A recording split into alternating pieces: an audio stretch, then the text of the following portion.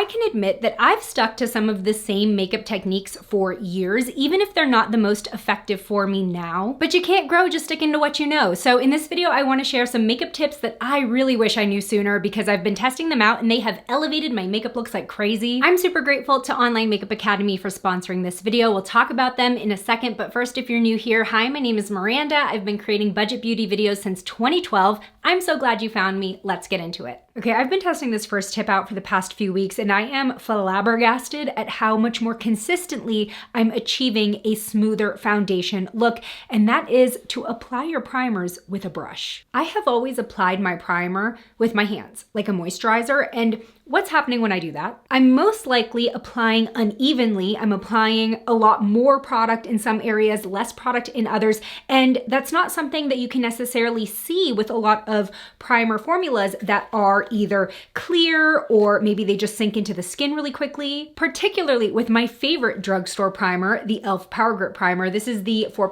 niacinamide version. They also have the original teal version. The biggest complaint that I see about these primers is that people feel like it makes their foundation go on patchy, when in reality, the primer is probably what's going on patchy. So for this tip, I've been using a flat foundation brush. This is a very standard old school style foundation brush. You don't want to use anything fluffy, which will end up kind of sucking up the primer into the brush. Applying the primer on the back of my hand, picking it up with my brush. This also allows me to work in sections of my face, which ensures that I'm getting everywhere. And I think specifically with grippy primers, they are probably the hardest to apply with your hands. And then just make sure you're getting the perimeters as well. And with this tip, you might realize that you need less primer because you're getting that uniform application. If you found that tip helpful, then let me take a second to talk about today's sponsor, Online Makeup Academy, because a lot of this I learned while taking their courses. They are an accredited online makeup school with programs you can complete at your own pace to earn a certification and start your makeup career. The programs are taught by professional makeup artists and go over makeup basics, more advanced application techniques, hygiene tips, plus the business side of being a makeup artist. The modules contain lectures as well as makeup demos, which are basically hour-long masterclasses with up-close, minimally edited footage so you can really see what the artist is doing. Now, there are two main factors that I think make their programs worth it if you're serious about getting into makeup. Number one is the one-on-one mentorship you get with a professional makeup artist. After lessons, you're assigned a look to recreate and apply what you learned, so you send in photos, and your mentor will give you video feedback on your work. My assigned mentor gives me really thorough and helpful advice, and she takes a lot of time answering follow-up questions I may have. Number two, their certification helps you become eligible for Pro Card memberships with their partners Friends Beauty and Nigel Beauty, which can get you up to 40% off brands like Makeup Forever, Anastasia Beverly Hills, and more. Now, to be clear, this isn't cosmetology licensing, but in many states, including Nevada, you don't need a license to be a freelance makeup artist. So if you're just looking for more formal training and mentorship, this could be for you. I'm a self-taught and YouTube-taught makeup enthusiast, but these lessons and the professional feedback have taught me more effective techniques as well as refreshed me on my makeup basics.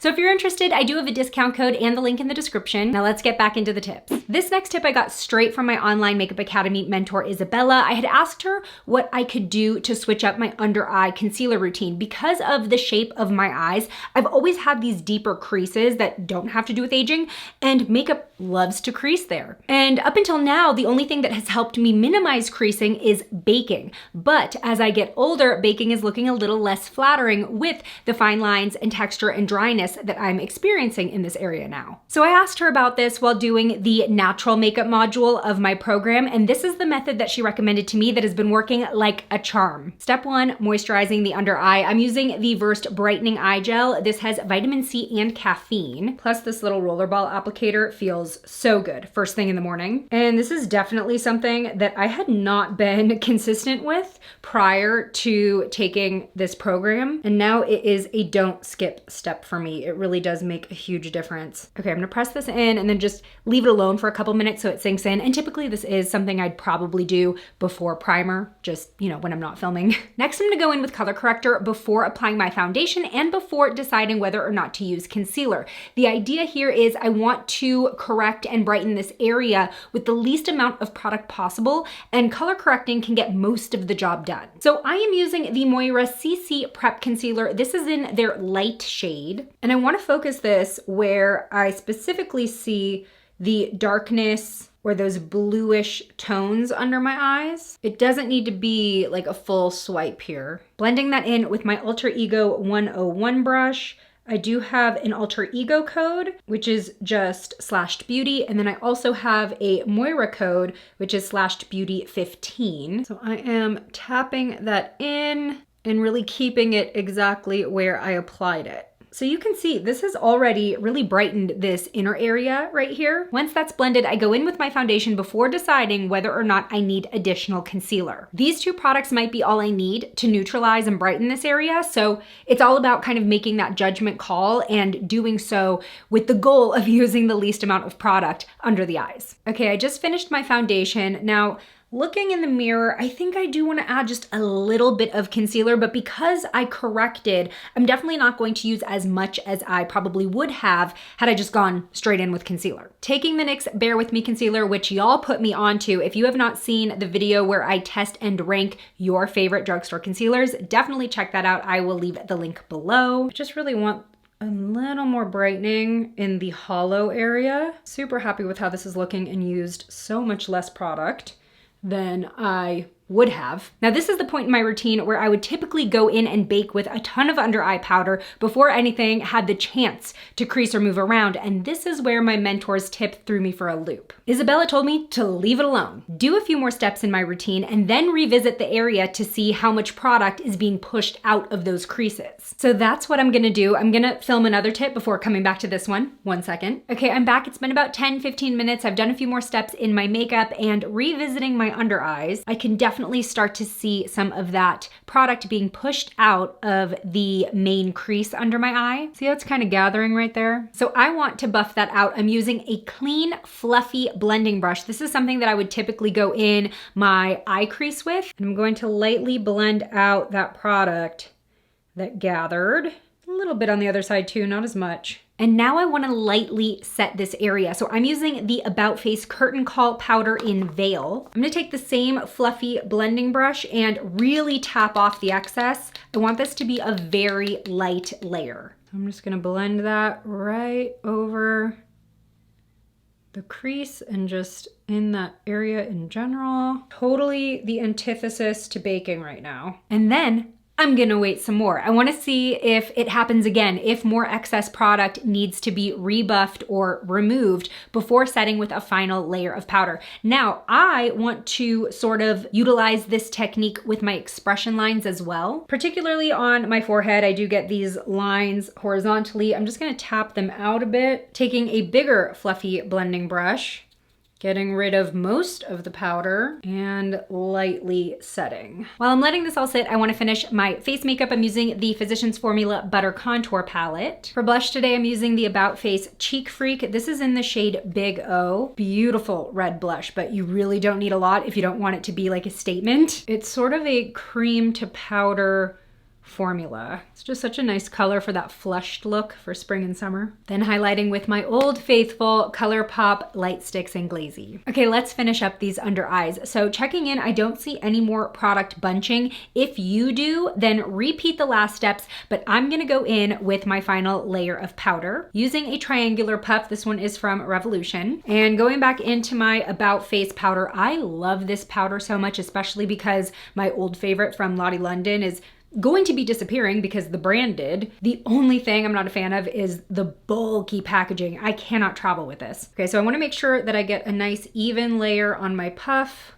That's what I'm looking at. And from here, I want to roll and press under the eyes. So this is sort of a light version of baking. We're still getting that pressed, blurred look, but we're not over applying powder to the point where it's making the area look dry and crackly. And again, that pressing motion really, really helps finish and blur. So is this more work? Yes. Are the results prettier? In my opinion, yes. Because straight up baking does still work for me in terms of avoiding those creases. But like I said, I just don't think that it's looking as flattering on me as it did in my 20s. So even though I've worked in multiple steps to finish my under eyes and we're really working in multiple thin layers, the end result not only looks smoother, but it's much more long lasting. So just wanted to bring you closer so you can really see the under eye area. Look how smooth this looks. I have a lot of fine lines going on right here that are typically accentuated with baking, and I don't have to worry about it just all moving into that eye crease. Before we get into the next tip, if you're enjoying this video, I would really appreciate it if you considered subscribing. And if you're already part of the squad, give this video a thumbs up. It helps YouTube show it to more people. Back to the video. We have reversed in time. I don't have foundation on now because I'm filming these tips out of order, so that way I can edit them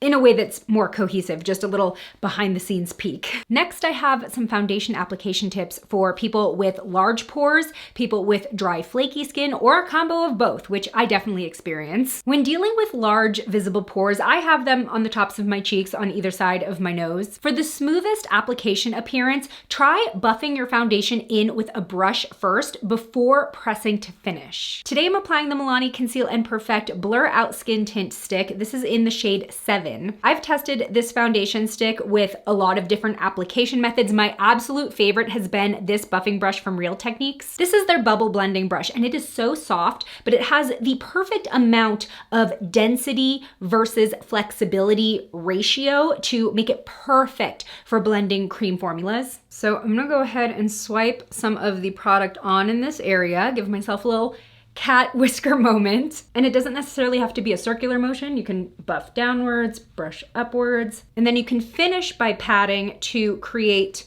a little bit more of that blurred effect. I'm gonna do that on my nose and forehead as well, and a little bit on the outer portion of my cheeks, but I'm leaving my chin alone because that is where I have some texture and dryness. And this is a tip that I learned in one of the OMA makeup demos, which are the hour-long makeup application sessions. I felt like I learned so much from those and just seeing what the artists were doing in practice. With this foundation, I usually just layer a little bit more on top of where I feel like I need more coverage. I'm gonna go in with a smaller brush to get in the under eye area just because that larger brush does not fit well there. And in this area, I am starting to tap. So let's get into the dry, flaky skin application tip, which is completely the opposite. When you're dealing with dry skin, flaky skin, or even raised acne, that is when you want to focus on pressing the foundation in and not rubbing it around. So in these areas where I've added a little bit more to conceal, that is where I'm literally just pressing. And it's the exact same reason why buffing around large pores works, that buffing around texture does not, because when you pull the product through texture, it's going to gather and accentuate that unevenness. So especially around my chin, I do have a lot of dryness around these acne spots. So even with my foundation stick, I'm going to tap instead of swiping it on, so that way it doesn't start gathering in places that end up highlighting the texture. And we are just patting, no swiping at all. Swiper, no swiping. And that's already looking so much smoother. Also, this foundation just does a great job at blurring texture. It is one of the most beautiful formulas. I see a pesky dark hair. Ooh. She's a stubborn one. Now, I'm not necessarily going for full coverage today, so I'm happy with where I'm at. In my last video, I was reviewing and ranking popular drugstore liquid liners, and some of y'all said that you just avoid liquid liner altogether because you just don't feel confident with it. So if that sounds like you, then this tip might be helpful. Now, typically I would work one eye at a time. That's just how I've always done my makeup. But tip number 4 is to create the bottom line of your winged liner on both sides first before completing the look, and doing this with your eyes open. Not only will this give you a better visual of whether you're drawing them at the same angle, but it will also save you a lot of headache if you need to redo one. It's a lot easier to remove one line of liner versus a fully executed liner look where now you've gone on your lid and maybe you're going over eyeshadow, so you're removing eyeshadow and you have to reapply the shadow and get it to blend again before you put the liner back on, etc. So I'm using the Physicians Formula Super Slim Eyeliner. So eyes open, creating that bottom line. And it doesn't have to be perfect just yet. We're really just trying to nail the angle. So now I'm looking forward into my mirror with my eyes open, creating the other side. This one looks like it's actually going a little bit higher, right? And I think that also has to do with the fact that this eye on me droops a little bit more. Where's my micellar water? Annoying for me, but good for the sake of the video. I'm going to clean up this line using my reusable beauty swab. Y'all have heard me rave about these. They come in so handy. I'm just going to tap at that liner and see how much easier this is to correct than if I had to remove a fully opaque black wing. And I'm barely taking off any eyeshadow as well. Going back in, let's see if we can get this right. Okay, that looks much more even. I feel good about finishing my liner now. I'm just adding a little bit of concealer that I removed when taking off that uneven line. And there we go, pretty dang even winged liner. Now doing this with my eyes open and remembering to relax my brows has been essential because I do have a tendency to lift my brows when I do my liner, or even kind of lift one and leave the other one down. And that is a recipe for uneven liner. So that's just an extra tip from me.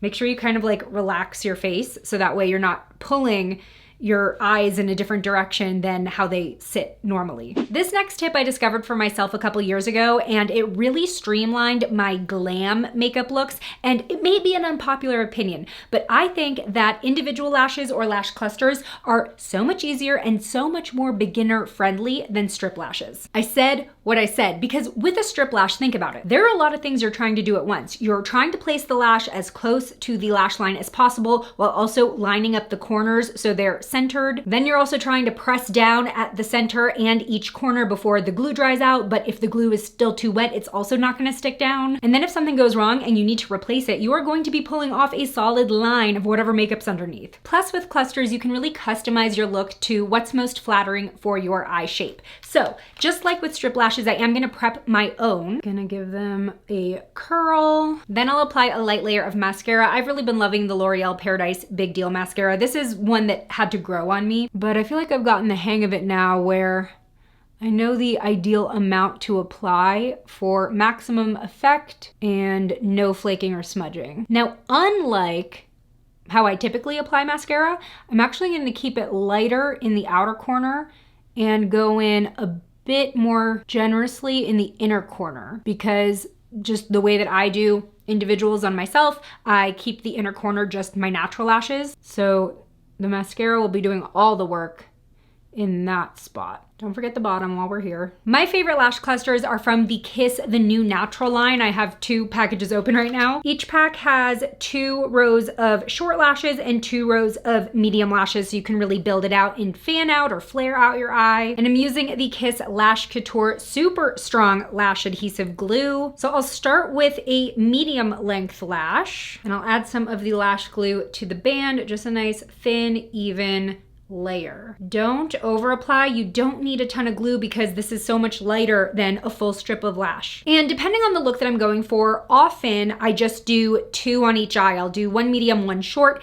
If I'm going for a little bit more of a fuller glam, I might do 2 mediums and 1 short. It really just, depends on my mood, but I will be working from the outside in. So I just want to wait for that glue to get a little bit tacky. And I'm going to place this on the outer corner of my lash line. And this is so much easier to focus on than a full strip where I'm trying to pay attention to like 3 different points of my eye. And there we go. We've got that on. I just like to kind of fluff it out a bit. Next, I'll go in with a short lash and I'll put that just inside next to where the other lash ends. I had to adjust it a little bit, but not too bad.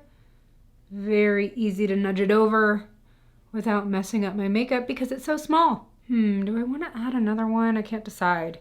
This is very much my like natural glam look, just adding the 2 in the corner. And this is why I went heavier with the mascara in this inner portion. This applicator is from a brand called Icona Lashes, though a lot of brands have this type of curved lash tweezer. They're just kind of easy to place right up against your lash line and hold on to more of the lash band versus tweezers that are designed to pluck your eyebrows. Okay, I'm actually happy with how that looks. I think I'm gonna leave it here for a more natural glam aesthetic. So I'll just do the other eye really quickly. Just be careful with the pointy tips because they are sharp. Beautiful. Ooh, I put a little bit too much glue on that one. I'm just gonna leave it alone and see how it does once it's dry. While my lash glue dries, I'm gonna apply my lips. I'm using the Maybelline Lifter Liner in Fine Line.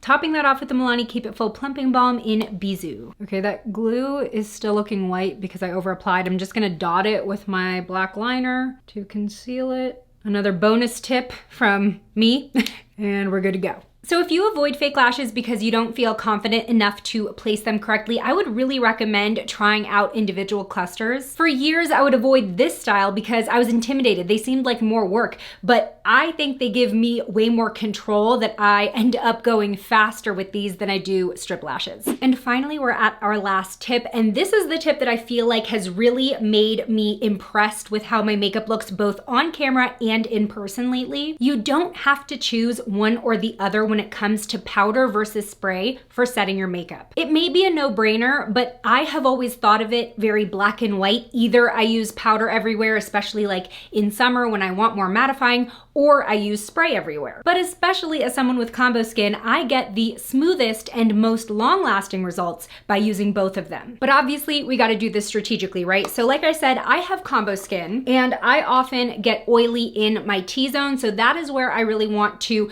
press the powder in to set the makeup in that area and control oil. I'm going back in with my triangular puff that I used before. Make sure it's a nice even coating. Now I already got my under eye area, so I'm gonna get more so around my nose and mid cheek area now. Definitely on the nostrils, under the nose.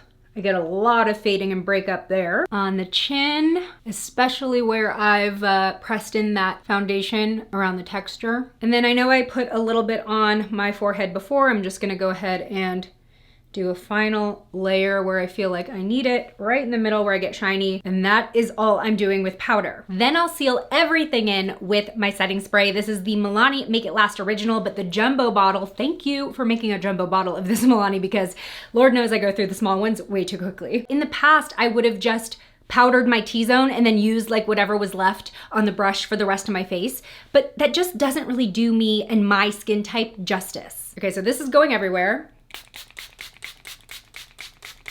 I've been doing my face makeup like this for about 2 weeks now, including tested at some special events like concerts. Super impressed with the results. And like, are you kidding me? My skin looks so smooth. And y'all know that it's not. It's not. I mean, no shame in the game. We all have skin texture that's totally normal, but with the prep and foundation and setting tips specifically that I've shared with you in this video, I have never been happier with how my foundation looks. And that's a great feeling. So those are a handful of makeup tips I've been testing out that have really stepped up my makeup application. If you have your own makeup tip that really unlocked something for you in your routine, please let me know what it is in the comments. I was thinking about doing a video in the future where I test tips that you give me, so let me know what's been working for you. Thanks so much for making it to the end. Join me over in this video next where I test your favorite drugstore liquid liners and rank them. I'll see you over there. Bye!